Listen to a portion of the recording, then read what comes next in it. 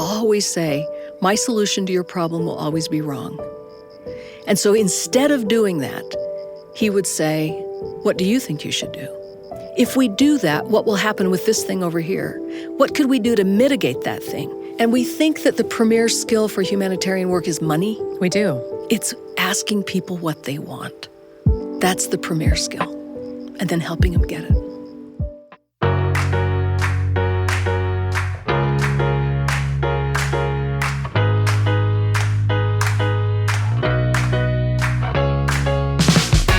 Welcome to The Lisa Show, where we take a good look at life.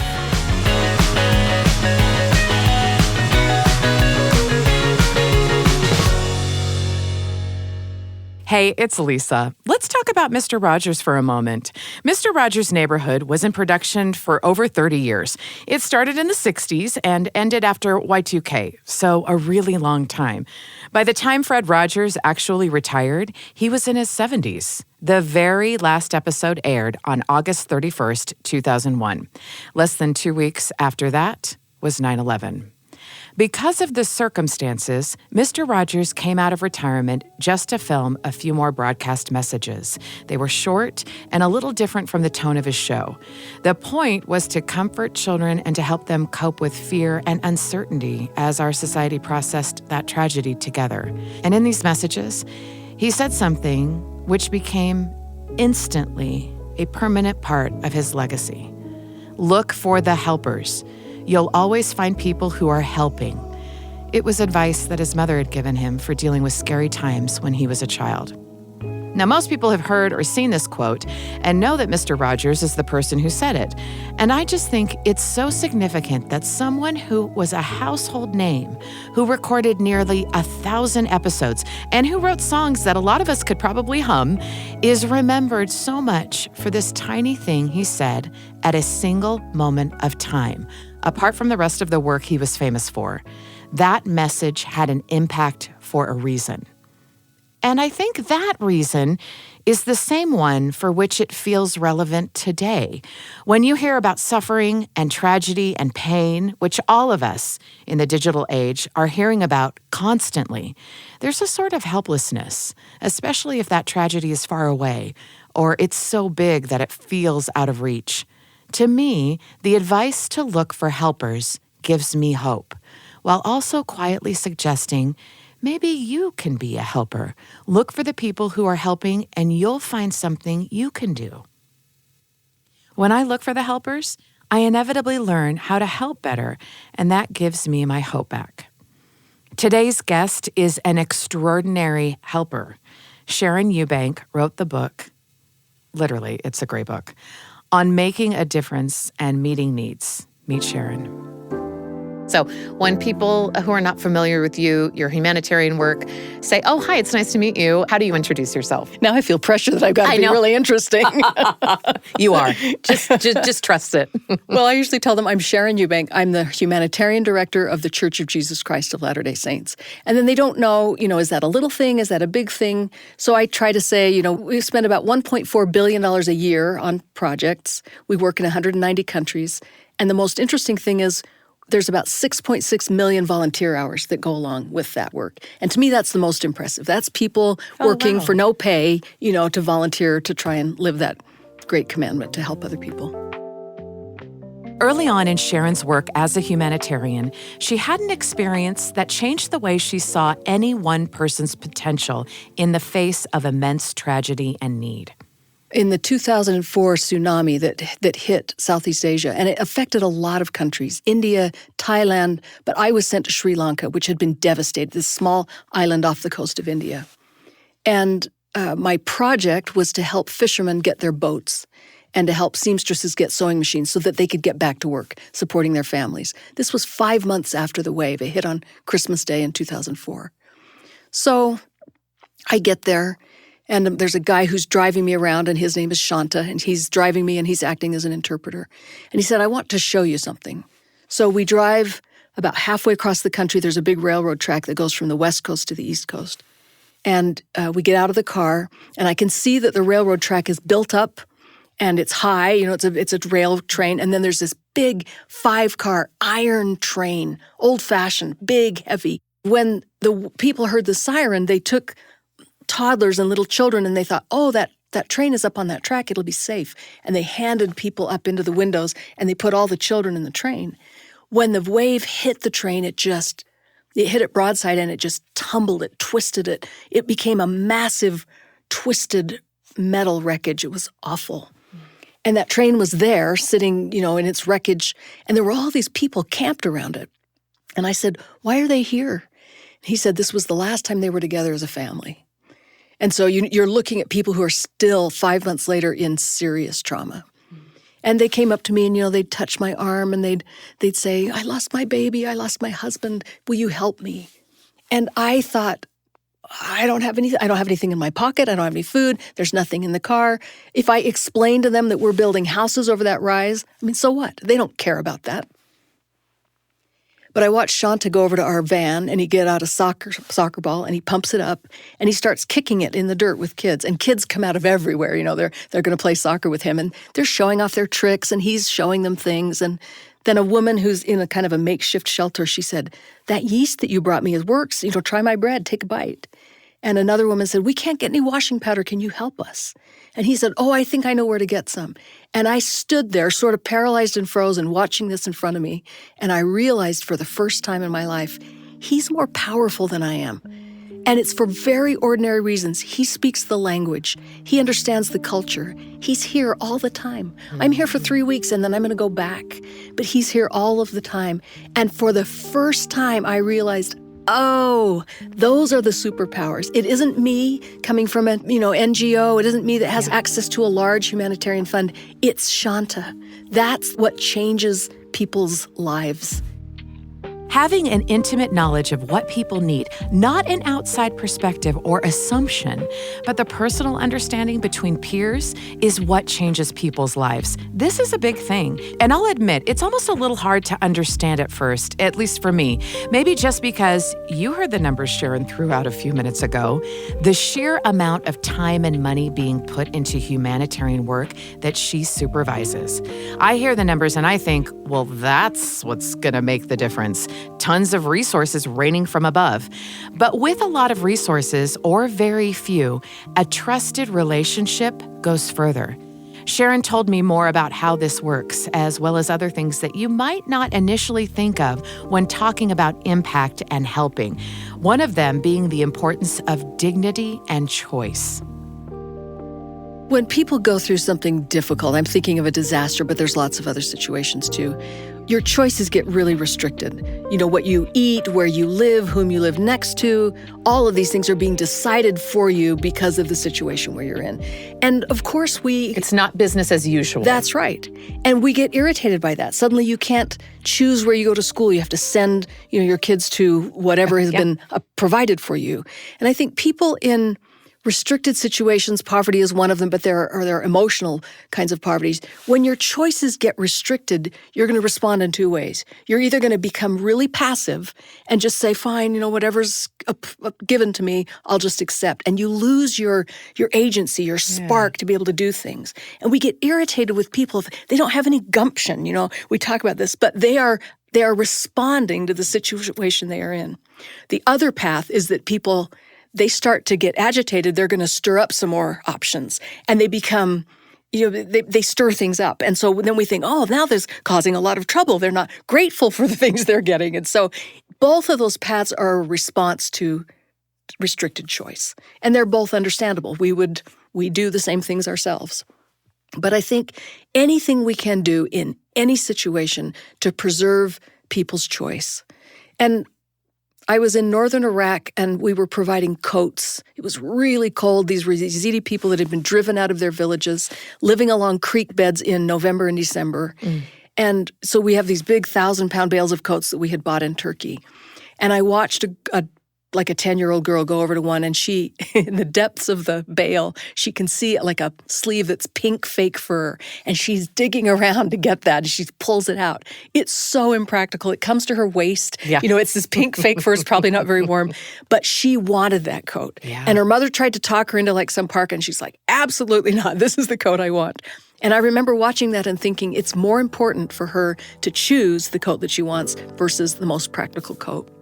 And I think we all feel that. The scriptures are full of the Lord not telling us what to do. He asks us, what is it that you would have me do for you? Yeah. He asks some version of that throughout all the scriptures. He's honoring our ability to choose. Fantastic. I'll do that. That works for you. You used your agency.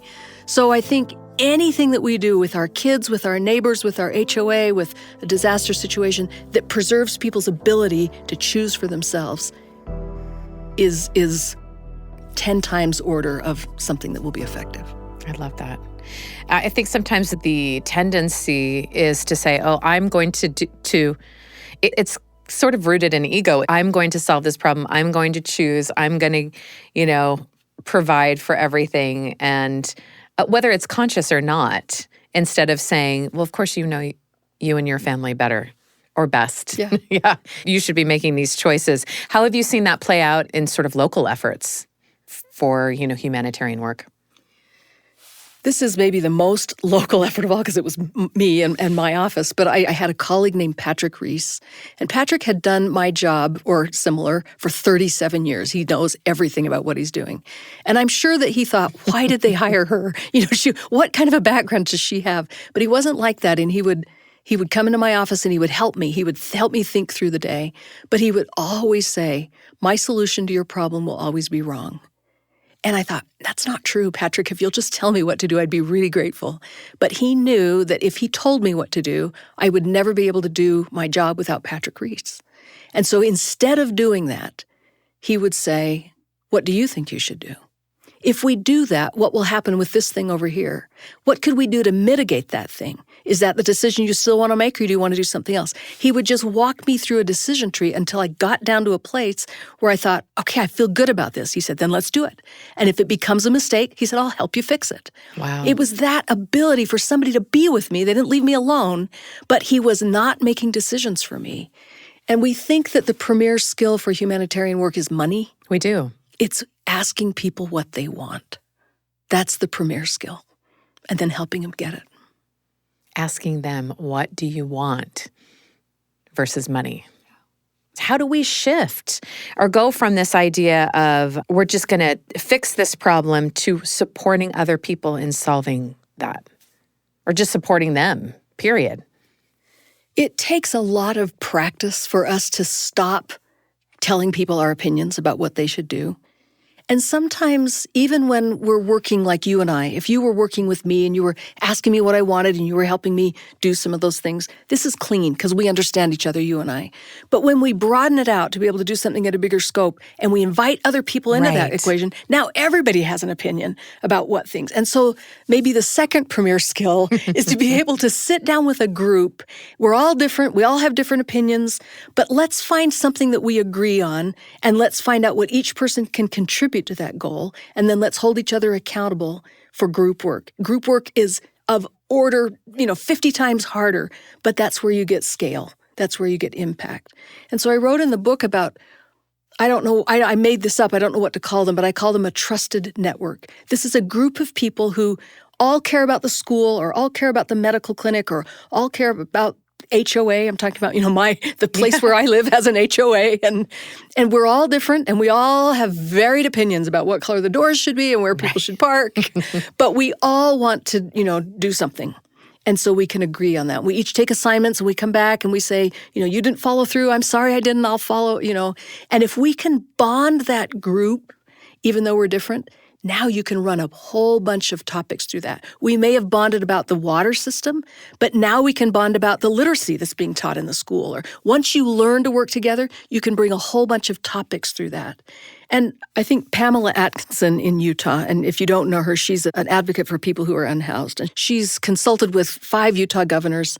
She came out of poverty herself in England. She's a deacon in the Episcopal Church. She's very good at building consensus with people who are very different. People are always asking her, how are you getting along with the Latter-day Saints? How are you working in Utah? And she has these rules that she published, and 10 rules for building consensus. But one of them is she'll tell people straight up, I disagree with you 75% of the time, but I still like you. Our relationship isn't on the line just because we don't agree. And I think especially where we are right now in our society, that's a very helpful construct. It really is very helpful. Yeah, I don't agree with you, you don't agree with me, but we're still neighbors, we're still friends, we still like each other.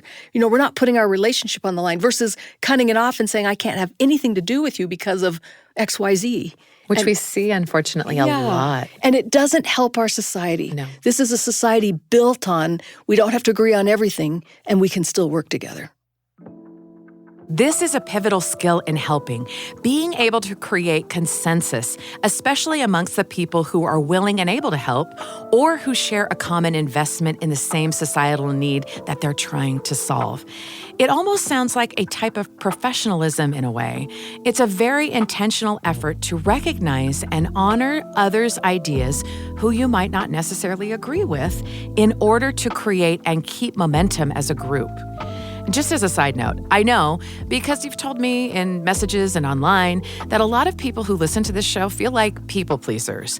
So if that's you, if you have that hyperactive sense of empathy that compels you to get people on the same page, here's a place to use it for good. Find a cause and help create consensus so that the effort of diverse groups of people work together for good. I love it. But taking a step back for a moment, if you're thinking, where do I start?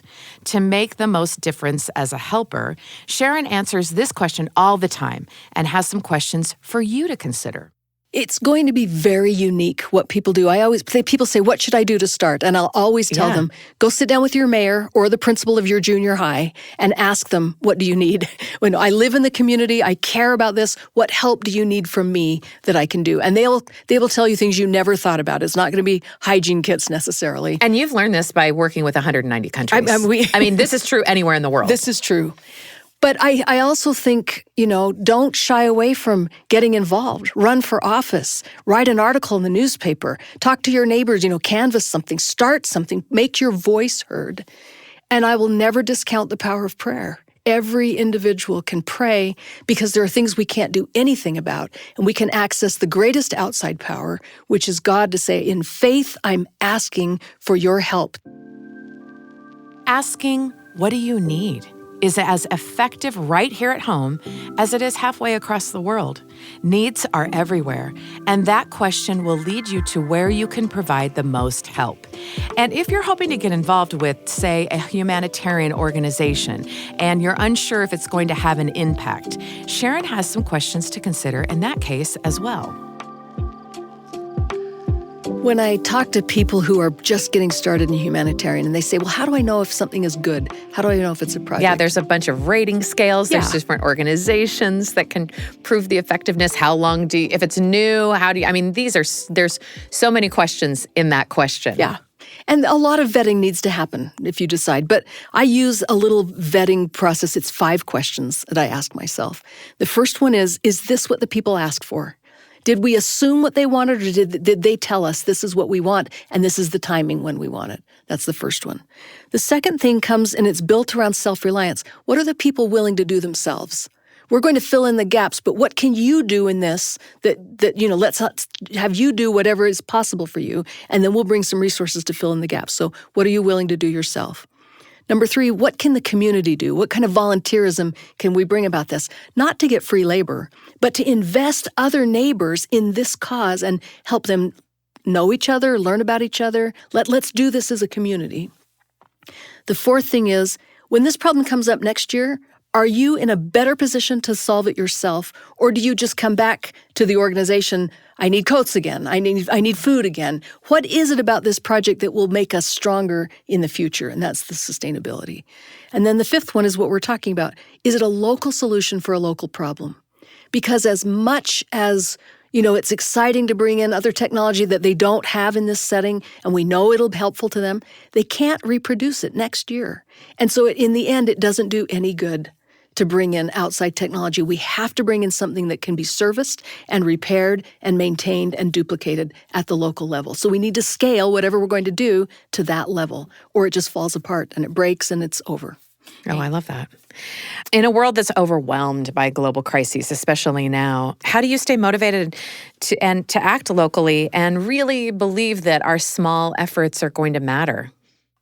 Our society right now is full of stress. It's somehow designed to just bombard us with things that we can do very little about.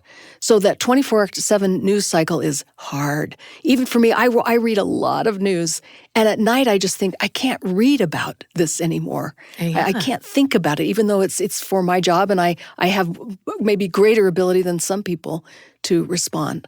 There's a lot of stuff on social media that is toxic, and gets inside my head and like, why is that? And it makes me dissatisfied. And I think we have more access to information than any other time. So it's easy to be upset. It's easy to be dissatisfied. It's easy to flame people in the comments. And I think it helps me to step back from that. It helps me to spend time in nature, helps me to build my relationships like you and I are doing, just talking. Yeah. And it helps me to serve, do something positive. So if I encounter a problem that is too big for me, I can't do it. I'm reading about the genocide in Sudan. Right. And it just feels so heavy. And how can this be the 21st century? I can't do anything about that. But I can do something about the person who's from Sudan, who lives 2 blocks over from me, who needs to go to the dentist, and would I give her a ride? There are smaller things that I can do that relate to those big problems. And it takes some creativity. You and I were talking before we started.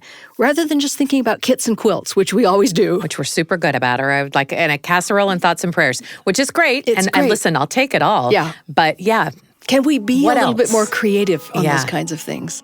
And if you don't know where to start, that question that I just asked of sit down with somebody and just say, I'm totally serious about wanting to do something that will be meaningful to you.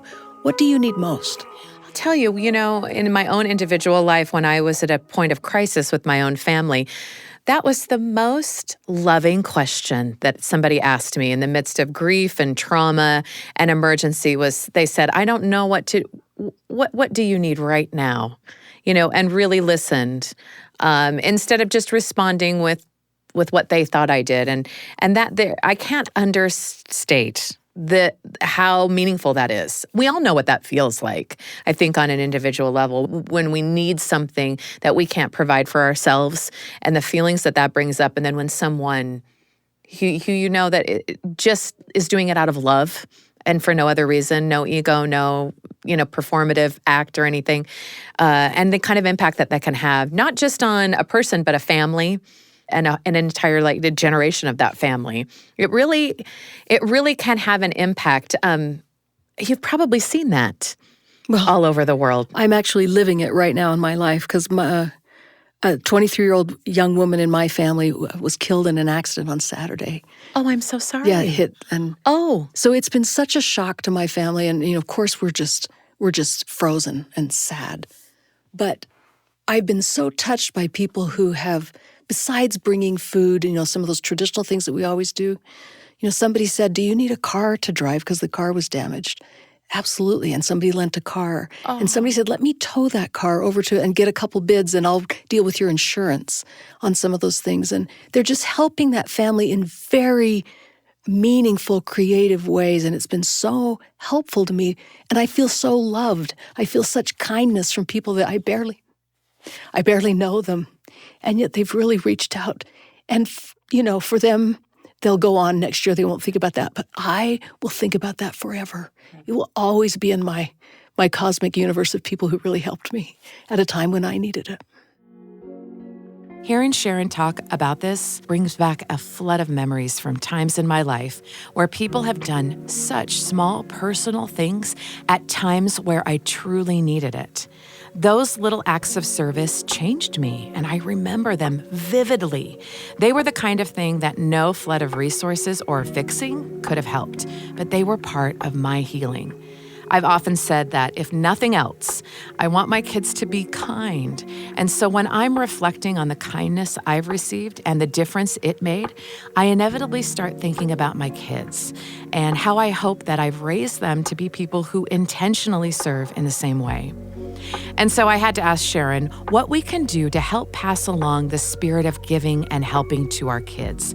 It feels like there are a lot of options: mission trips, clubs. Is any one of those ways better to help young people get involved and give back? Every person needs to learn these principles by experience, not by hearing about them, but we actually have to do things with our hands. And the church has set up a platform called Just Serve. It's free to the community. We're bearing the cost of it. And it's because we want to weave social fabric back together. We want people to have experiences where they live.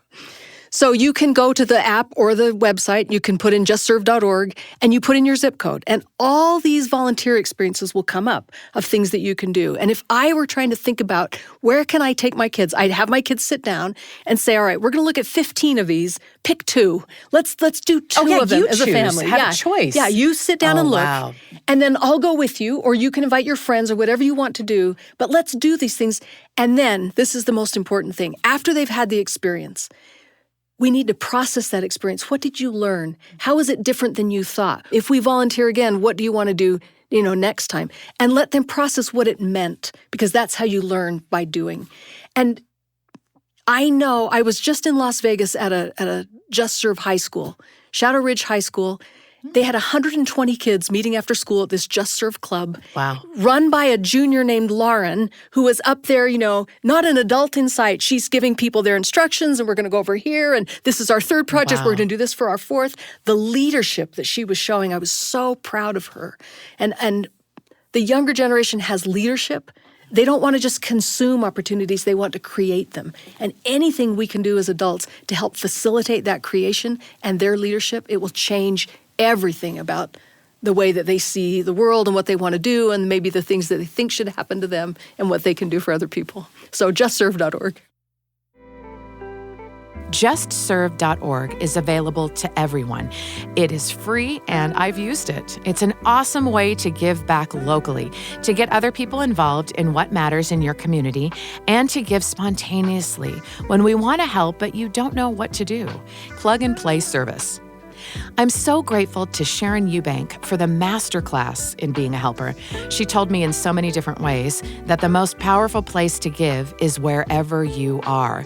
Chances are high that you already know the person that you can help the most, or that they're close by if you start looking and asking around for ways to give back.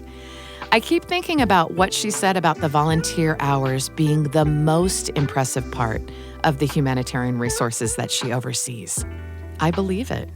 No amount of money or infrastructure or donated items can replace the power of having a person in your life who sees you, loves you, and is looking out for the needs that may not be obvious or might require creative solutions. To me, that's what it feels like to be loved by a savior. It doesn't surprise me at all that the most powerful, impactful, efficient, and accessible way to help is to follow his example in life of always making time for the people in need that surrounded him, sometimes in very small, specific ways, one at a time. The Lisa Show is a production of BYU Radio, hosted by Lisa Valentine Clark. This episode was produced by Becca Hurley-Lung, with help from Erica Price, Blake Morse, and Kenny Mears, with post-production by Gracie Davis. A special thanks to today's guest, Sharon Eubank. A link to her book will be in the show notes. Don't miss out on 2 other great podcasts from the Lisa Show family, The Council of Moms and Proofread, a new book review podcast to help you read more of what you love. You can find The Council of Moms and Proofread on YouTube or wherever you get your podcasts. Thanks for your messages. We read them all, and thanks for listening. Do you find yourself avoiding the news because of how depressive and divisive it all seems, but still want to stay informed? You are not alone. Top of Mind, a BYU Radio original podcast, understands how polarizing these conversations can be and wants to help you engage in the challenge while seeking understanding. With the goal of developing empathy for others, Top of Mind helps you clarify your own views, become an effective advocate for the things that you care about, and challenges your way of thinking so you can become a better citizen and a kinder neighbor. Listen to Top of Mind now on the BYU Radio app or wherever you get your podcasts.